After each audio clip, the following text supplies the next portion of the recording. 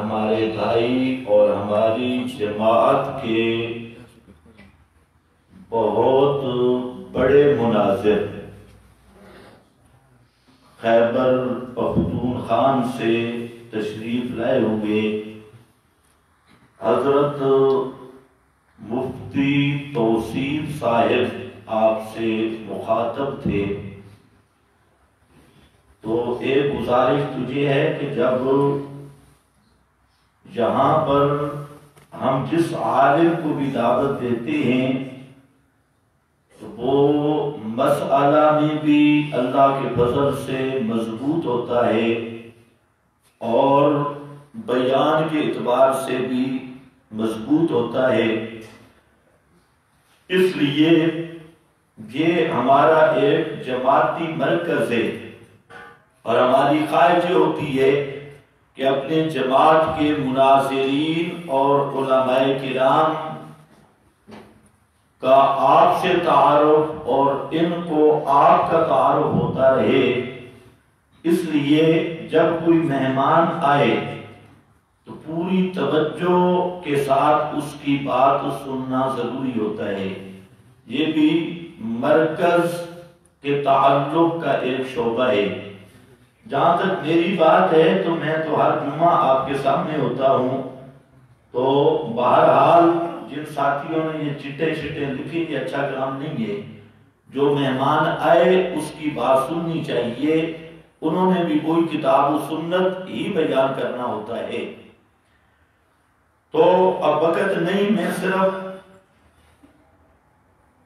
دو باتیں عرض کروں گا۔ ایک بات یہ ہے کہ ایک صحابی نے نبی کریم صلی اللہ علیہ وسلم سے عرض کی کہ اللہ کے محبوب ہمیں وصیت فرماؤ، اور جامع سی وصیت ہو۔ تو آپ صلی اللہ علیہ وسلم نے دو لفظوں میں ایک وصیت فرمائی، فرمایا قل آمنت باللہ ثم استقم، قل آمنت باللہ ثم استقم، کہ آمنت باللہ یعنی اللہ کی توحید کو سمجھ کے مان لے۔ آمنت باللہ کا یہی معنی ہے کہ اللہ رب العزت کی توحید کو سمجھ کے مان، ثم استقم پھر اس پر پکا ہو جا، اس پہ ڈٹ جا۔ یہی وصیت ہے۔ اگر ان دو لفظوں کو سوچا جائے کہ اللہ رب العزت کی توحید کو سمجھ کے ماننا اور پھر اس پر ڈٹ جانا دنیا آخرت کی نجات کے لیے یہی بنیاد ہے۔ آج بہت سارے لوگ توحید کی طرف توجہ نہیں کرتے، یا کرتے ہیں تو اپنی مرضی سے۔ دو نمبری مسئلہ توحید کے ساتھ بھی، مثلا حضرت بھی اشارہ کر رہے تھے تو میں اسی کی وضاحت کرنا چاہتا ہوں کہ یہ جو ہمارے رائے بنڈ والے بھائی ہیں، یہ توحید کے ساتھ بھی دو نمبری کرتے ہیں، استقامت تو آگے چلی گئی۔ مسئلہ توحید کے ساتھ دو نمبری۔ اگر کوئی میرا بھائی بیٹھا ہو میری بات کو غور سے سن لے، اصلاح کی نیت سے کر رہا ہوں۔ پیغمبر کریم نے جو توحید بیان کی اس کا یہ موضوع نہیں تھا کہ اللہ خالق ہے، اللہ مالک ہے، اللہ رازق ہے، اللہ نے آسمان بنایا، اللہ نے زمین بنائی، اللہ نے دریا بہائے، اللہ نے سمندر بنائے۔ یہ عنوان پیغمبر کا نہیں، یہ وہ عنوان ہے جس کو ابو جہل بھی مانتا تھا، جن کو مکہ کا مشرک مانتا تھا، اور قرآن کریم نے صاف ذکر کیا بَلَا إِنْ سَأَلْتَهُمْ مَنْ خَلَقَ السَّمَاوَاتِ وَالْأَرْضَ لَيَقُولُنَّ اللَّهُ، میرے پیغمبر اگر آپ ان سے پوچھیں آسمانوں کا خالق کون، زمین کا خالق کون، لَيَقُولُنَّ اللَّهُ، ضرور بالضرور کہیں گے، پکی بات ہے یہ جواب دیں گے اللہ۔ ابو جہل کی پوری کمپنی پیغمبر کی ساتھ دشمنی کرنے والے، پیغمبر کے مخالفت کرنے والے، وہ بھی کہتے ہیں کہ خالق اللہ ہے، آسمان بنانے والا اللہ، زمین بنانے والا اللہ۔ فرمایا میرے پیغمبر ان سے پوچھو قُلْ مَنْ يَرْزُقُكُم مِّنَ السَّمَاءِ وَالْأَرْضِ، ان سے سل پوچھ میرے پیغمبر آسمانوں سے رزق دینے والا، یعنی بارشیں برسانے والا، زمین سے روزیاں دینے والا، یعنی کھیتیاں اور باغ ان کو اگانے والا، اور فرمایا میں یخرج الحی من المیت ویخرج المیت من الحی، کون ہے وہ جو مردہ سے زندہ، زندہ سے مردہ ان کو نکالنے والا، اور کون ہے میں یدبر الامر، جو کائنات کی تدبیریں کرنے والا، آسمانوں کا نظام، زمین کا نظام، سمندروں کا نظام، تبادل تناسل کا نظام، موت و حیات کا نظام، یہ سب کس کے قبضے میں ہے؟ فرمایا فَسَيَقُولُونَ اللَّهُ، ابو جہل کی کمپنی مشرکین عرب وہ کہیں گے کہ یہ کام صرف اللہ کی۔ تجھے توحید کیسے بیان کرتے ہیں؟ اللہ خالق ہے، اللہ خالق ہے، اللہ رازق کی، جہاں سے نبیوں کی دعوت نہیں، یہ وہ مقدمات مسلمہ ہیں جن کو حنف کا مشرک بھی مانتا ہے، بلکہ حضرت شاہ ولی اللہ محدث دہلوی رحمہ اللہ حجت اللہ البالغہ میں بات کرتے ہوئے فرماتی ہے کہ توحید کے 4 درجے ہیں۔ پہلا درجہ اللہ رب العزت کو واجب الوجود سمجھنا، ہمیشہ سے ہمیشہ رہنے والی ذات صرف اللہ کی۔ دوسرا درجہ اللہ رب العزت کو خالق سمجھنا، اور تیسرا درجہ اللہ رب العزت کو نظام عالم، بڑے بڑے کاموں میں مدبر سمجھنا۔ یہ تیسرا درجہ مدبر ہونے کا، اور اس کا ایک حصہ امور انسان، بڑے بڑے کاموں میں اللہ کو مدبر سمجھنا۔ یہ جو حصے ہیں، پہلا درجہ توحید کا کہ ہمیشہ سے ہمیشہ رہنے والی ذات اللہ کی، اس کو ہر دور کا مشرک مانتا ہے، کسی مشرک نے انبیاء سے اختلاف نہیں کیا۔ اور دوسرا ہر چیز کا خالق اللہ، اس میں بھی کسی مشرک نے کسی نبی کے ساتھ اختلاف نہیں کیا۔ اور تیسرا بڑے بڑے عالم، بڑے بڑے نظام شمسی، قمری، بارشیں، موسم اور سمندر، دریا، خشکی، ان کے جو بڑے بڑے نظام ہیں، ان میں اللہ وحدہ لا شریک ہے، اس کو عرب کا مشرک بھی مانتا تھا اور ہر دور کا مشرک مانتا ہے۔ اب کچھ لوگوں کو غلط فہمی ہے، وہ کہتی ہیں کہ بس اتنا کہنا اللہ بہت بڑا ہے، یہ اللہ بہت بڑا ہے، جو مکہ والا مشرک مانتا تھا۔ تو پیغمبر کریم سے کس بات پہ لڑائی ہوئی، کس بات میں جھگڑا ہوا؟ حضرت ابو محذورہ صحابی ہے، کہتے ہیں میں بچہ تھا، حضرت بلال نے اذان کہی تو میں نے نقل اتاری، یہ ابھی تک مشرک تھا، تو اللہ کے محبوب نے فرمایا اس کو پکڑ کے لے آؤ۔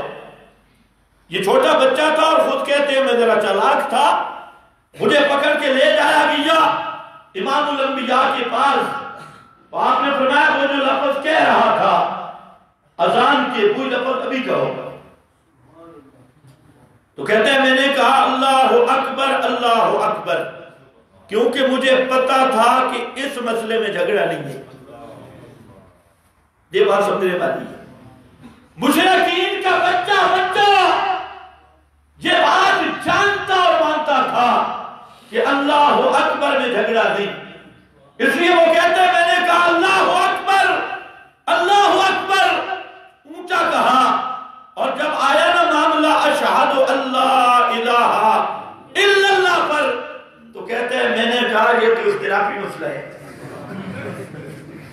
یہ ہمارا جھگڑا ہے، یہ اختلافی مسئلہ ہے۔ تو اس پر میں ذرا آہستہ میں نے کہا کہ مشرکین یہ تانا نہ دیں کہ یہ بھی مماتی بن گئی ہے، یہ بھی وہابی ہو گیا، یہ بھی محمد کی بات مان لی ہے، اس نے سارے اکابر کو چھوڑ دیا، باپ دادے کو چھوڑ دیا۔ تو کہتے ہیں میں نے 2 بار کہا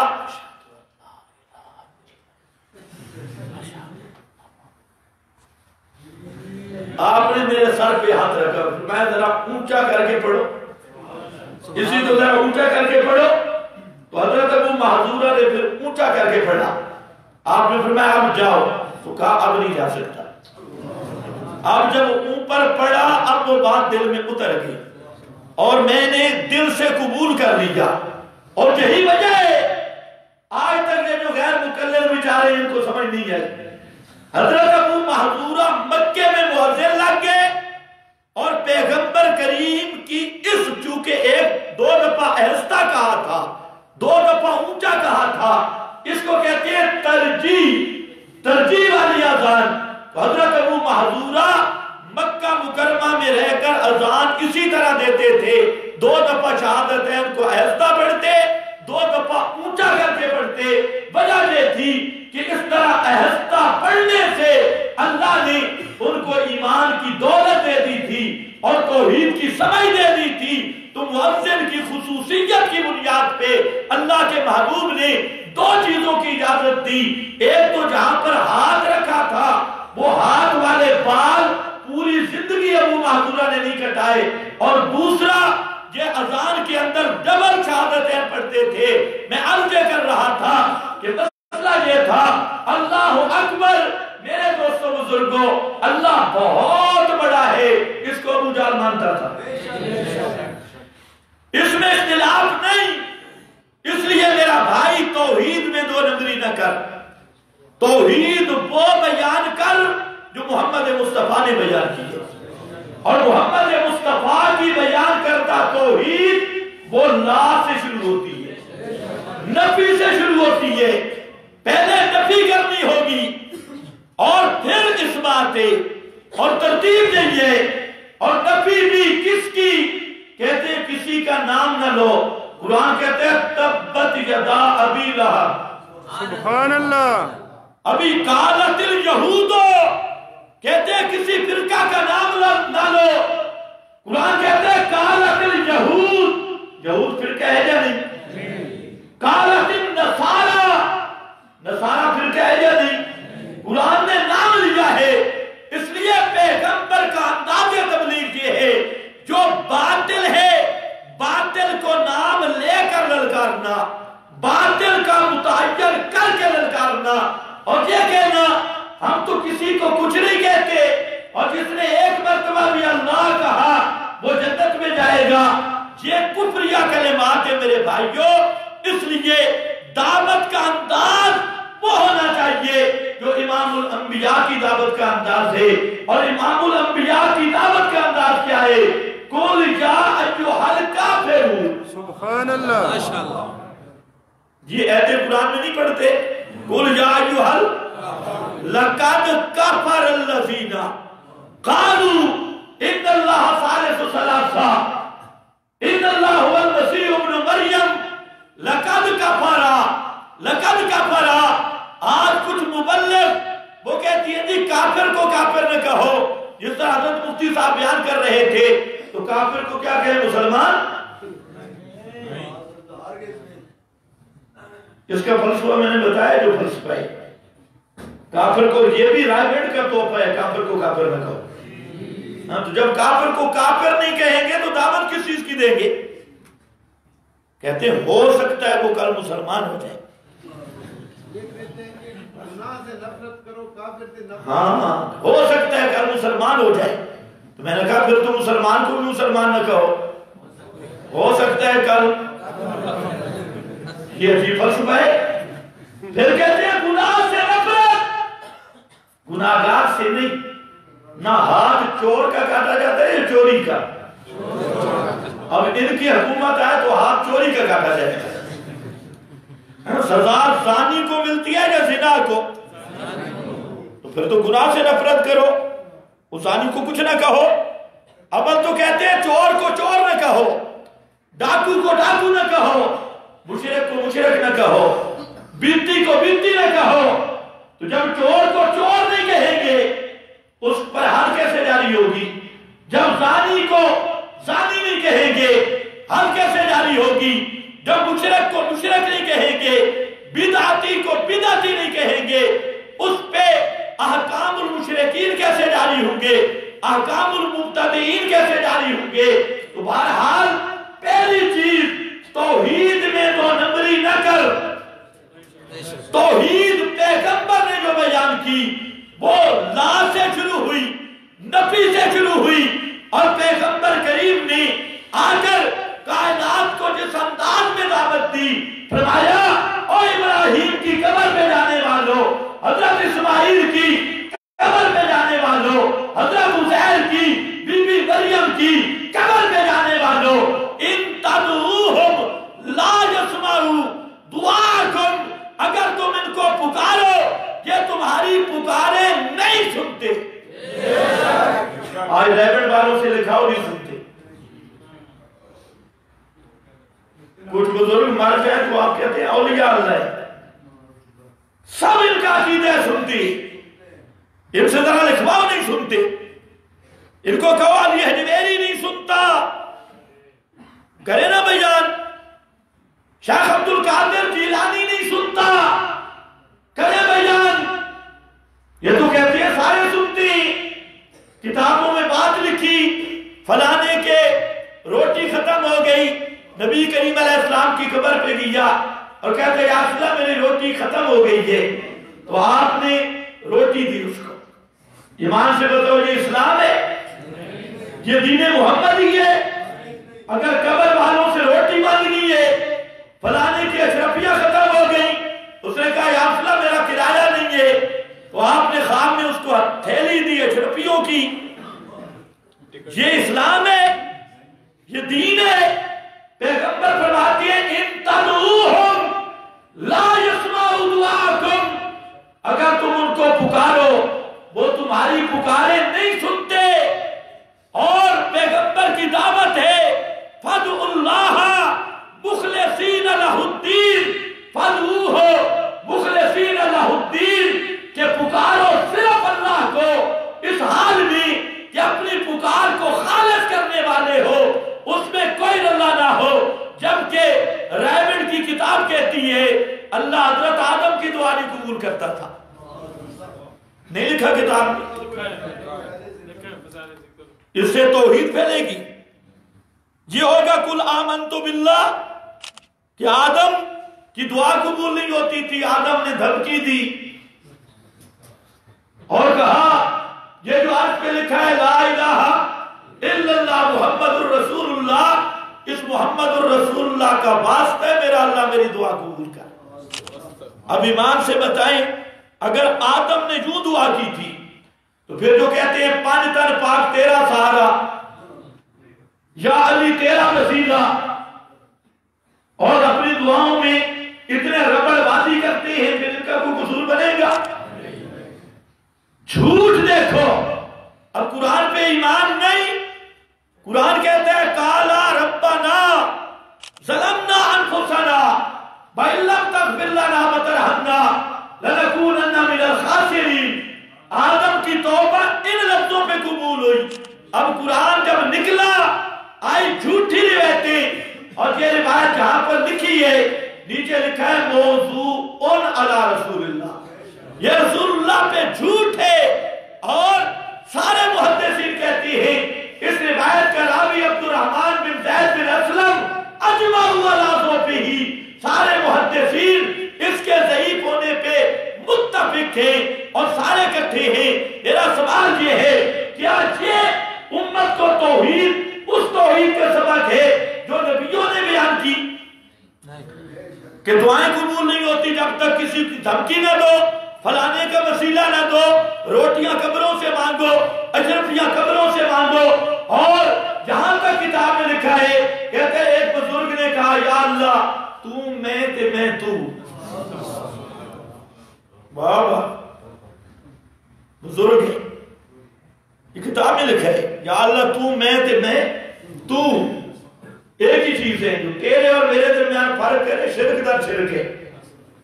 پھر بزرگ اللہ کے اللہ بزرگ دونوں مل گئے.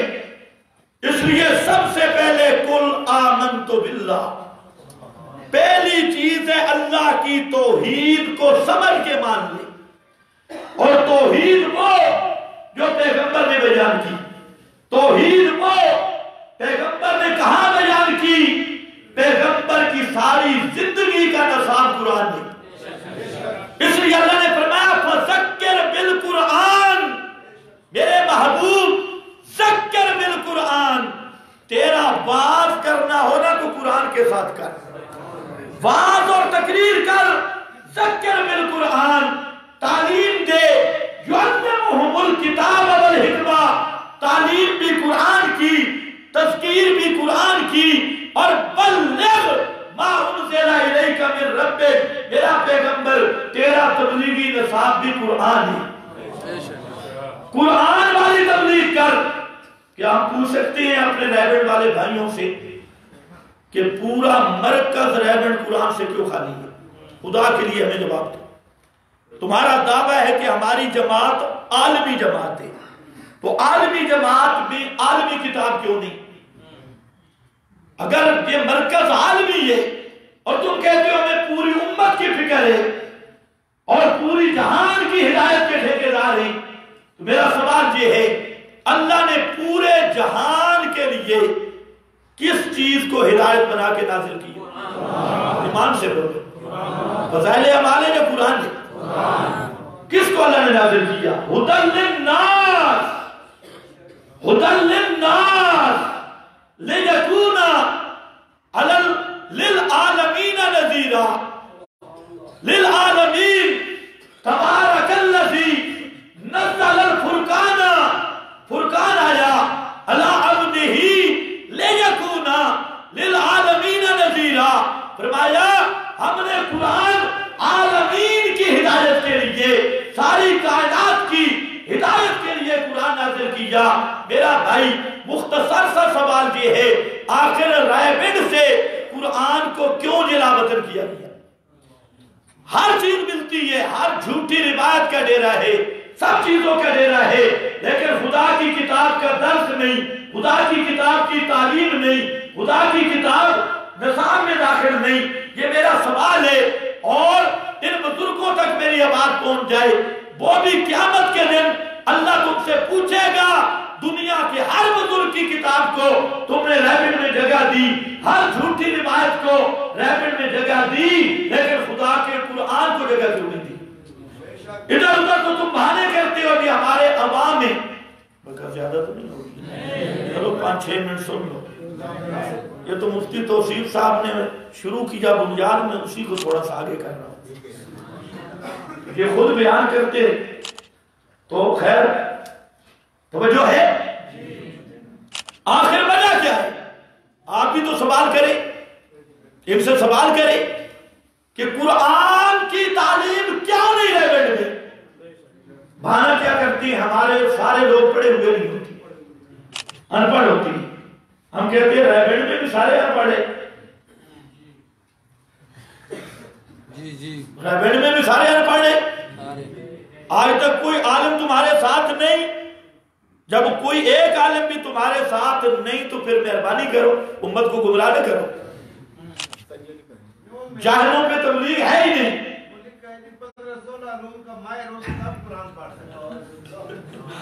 توجہ ہے، ذرا سنو. بکتے بڑا تھوڑا بابل لکمہ، چلو سوال و جواب کی نشست ہوگی بعد میں، وہ انشاءاللہ کیا لیں گے جو رہے گی. تو آپ توجہ کریں، سوال ہے اور سب ریبنڈ کے بزرگوں سے سوال ہے. گالیوں سے جواب نہ دو، وہ جو حکمت کرتے ہو نا، حکمت سے جواب دو. ہماری بولی میں حکمت دلیل کا نام ہے کہ عالمی مرکز سے قرآن کو کیوں نکالا؟ وہاں قرآن کی تفسیر نہیں، قرآن کا درس نہیں. ادھر ٹولیاں بنا کے بیٹھی ہیں 4-5 گھوگو، ادھر بیٹھی اور ایک آدمی تلاوت کر رہا ہے فضائل اعمال کی اور باقی سارے خراٹے لگاتے ہیں یا کھانے پینے کی ہیں.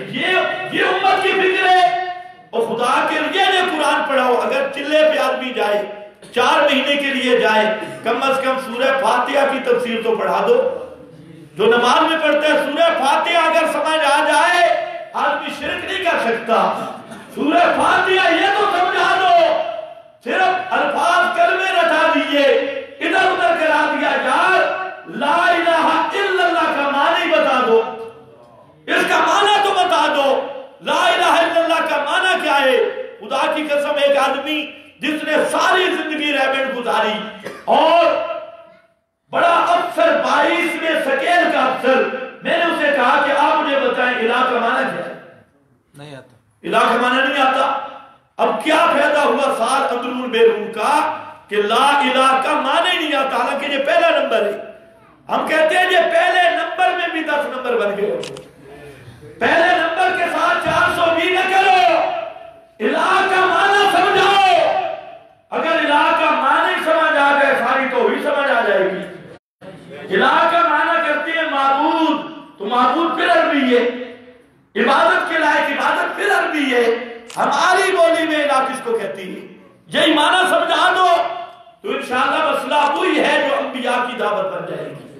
لیکن تم نے اوپر سے ضربے لگوائی، تو خیر اس کی وجہ یہ ہے قرآن کو ریبنڈ سے جلا بدل کیا گیا، اور قیامت کے دن ان بزرگوں سے اللہ پوچھے گا ہر روایت پہ تمہارا ایمان تھا اور میرا قرآن آیا، قرآن کی تم نے کتنی قدر کی؟ صرف تلاوت تک؟ قرآن تو ایمان والی کتاب ہے، لِتُخْرِجَ النَّاسَ مِنَ الظُّلُمَاتِ إِلَى النُّورِ، یہ ہدایت والی کتاب ہے۔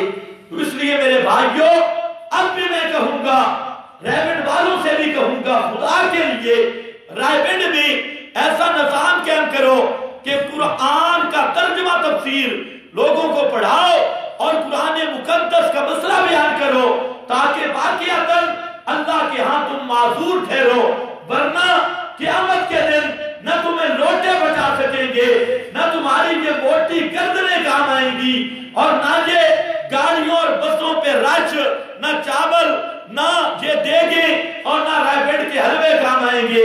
قیامت کے دن القرآن حجت اللہ کا او علیکا، یہ قرآن جو قرآن کا وفادار ہے اس کے حق میں وکالت کرے گا، اور جو قرآن کا غدار ہے قرآن اس کے خلاف حجت بنے گا اور اس کے خلاف کیس کرے گا۔ اس کا نقصان یہ ہوگا کہ آج درس قرآن اتنی قبر پرست کو تکلیف نہیں ہوتی جتنی بسرا پارٹی کی ہوتی ہے۔ خدا کی قسم آپ دیکھ لیں، مجھے گالیاں بے شک جتنی مرضی نکالیں، لیکن تجربہ کریں، قرآن کی بات کو یہ دین کا حصہ ہی نہیں سمجھتے، اور ان کو کہو عالم، کئی علماء کو ہم نے کہا کہ آپ عالم ہیں، اور کئی تو ایسے ہیں مجھ سے پوچھو نا، میں کہوں کہتے ہیں میں پنج پیری ہوں، ہبے آیا تو پنج پیری ہو کر ان لڈووں کے ساتھ پھر رہا ہے، لڈو بن کے ان بھوگوں کے ساتھ پھر رہا ہے، اخرس کے ساتھ۔ وہ پنجپیری شنجپیری نہیں، وہ پنجیری ہے، وہ پنجپیری نہیں، توجہ کر۔ تو ہم نے کہا ذرا درس قرآن کہتے ہیں ہمارے بزرگوں کی ترتیب میں نہیں۔ اب جس جماعت کی بزرگوں کی ترتیب میں قرآن نہیں ہے تو یہ پیغمبر والا کام کر رہی، یہ نبیوں کی دعوت ہے۔ جہاد کے سب آیات کا انکار، اور جہاد والی ساری ایتیں پھٹ ہوئی ہے اپنی اس گشت پہ۔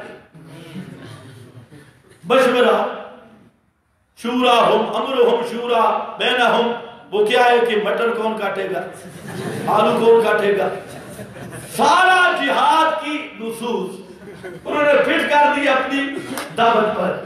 یہ قرآن کی تحریف ہے، حدیث کی تحریف ہے۔ کیا وہ ساری آیتیں قاتل فی سبیل اللہ، اس کا معنی یہی آلو کاٹو؟ قاتل فی سبیل اللہ جاہد الکفار والمنافقین، کیا معنی ہے اس کا؟ اب انہوں کا انفروا فی سبیل اللہ، اللہ کی راہ میں نکلو بسترے مجھے نہ، خدا تمہیں ہدایت دے۔ اور وہ جو ان کا سامری ہے ماشاءاللہ، سامری وقت، اس کے نزدیک تو مذہب کی تقسیم ہی نہیں ہے، ساتھ بھی یہ، تیر القادری کے ساتھ بھی یہ، یعنی لا مذہب لہو، اس کا کوئی مذہب شذب نہیں۔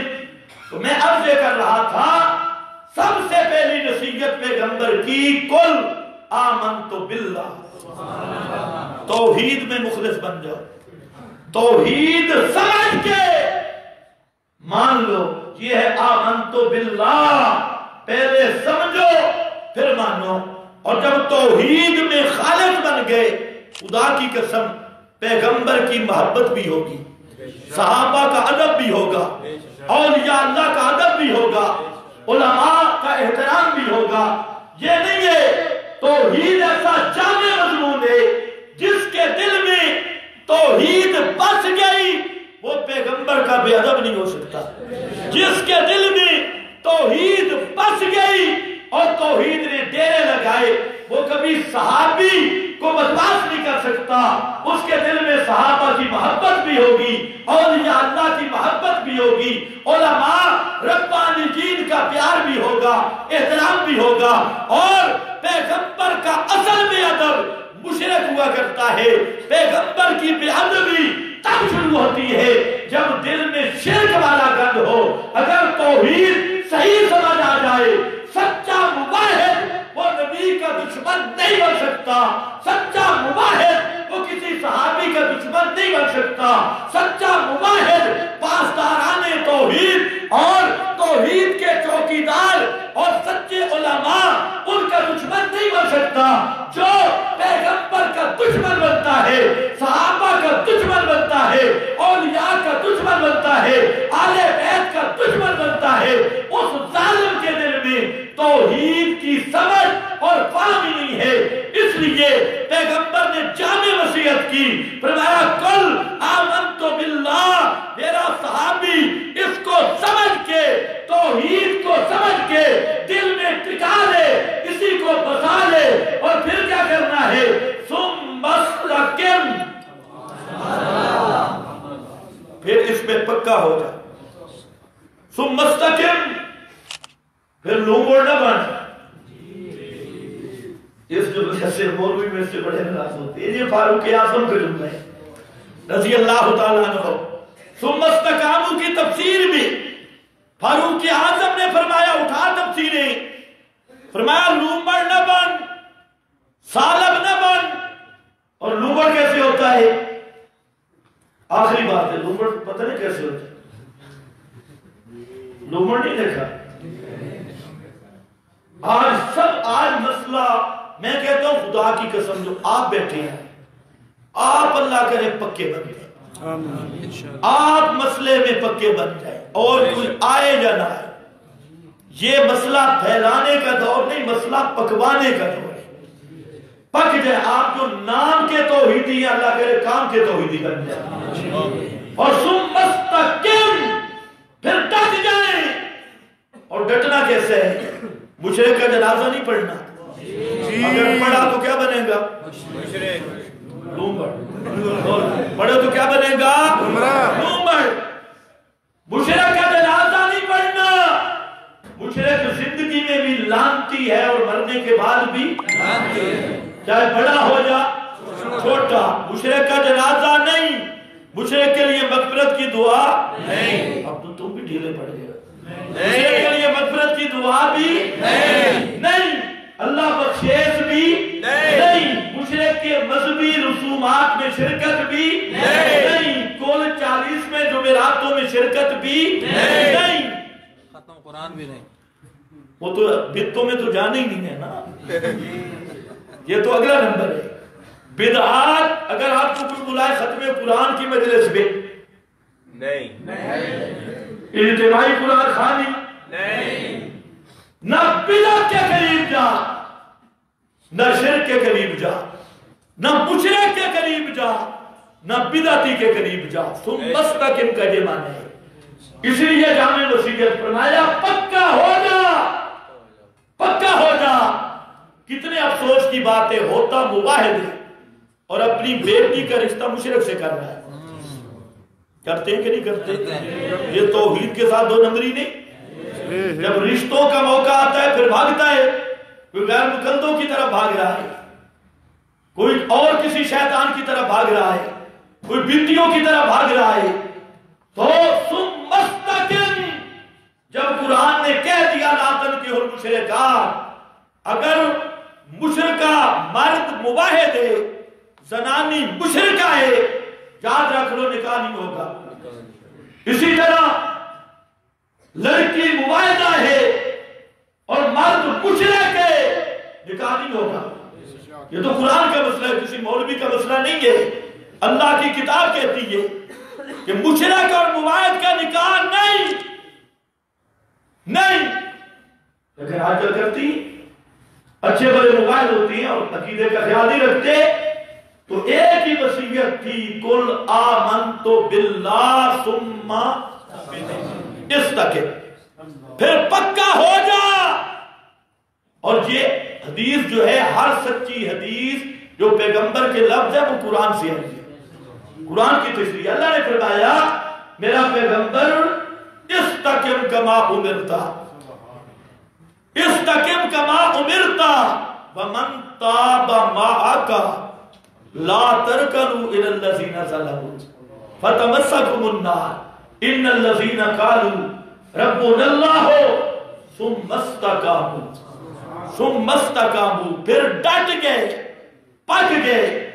اس لیے گزارش یہ ہے کہ عقیدہ توحید سے وفاداری یہی ہے کہ توحید سمجھ کے مانو اور پھر توحید کے تقاضوں کو نہ بھولو، توحید کے جو تقاضے ہیں ان پہ ڈٹ جاؤ۔ یہ وہ وصیت ہے جو امام الانبیاء نے اس صحابی کو کی تھی، قل آمنت باللہ ثم استقم، وآخر دعوانا ماشاءاللہ، جزاک اللہ۔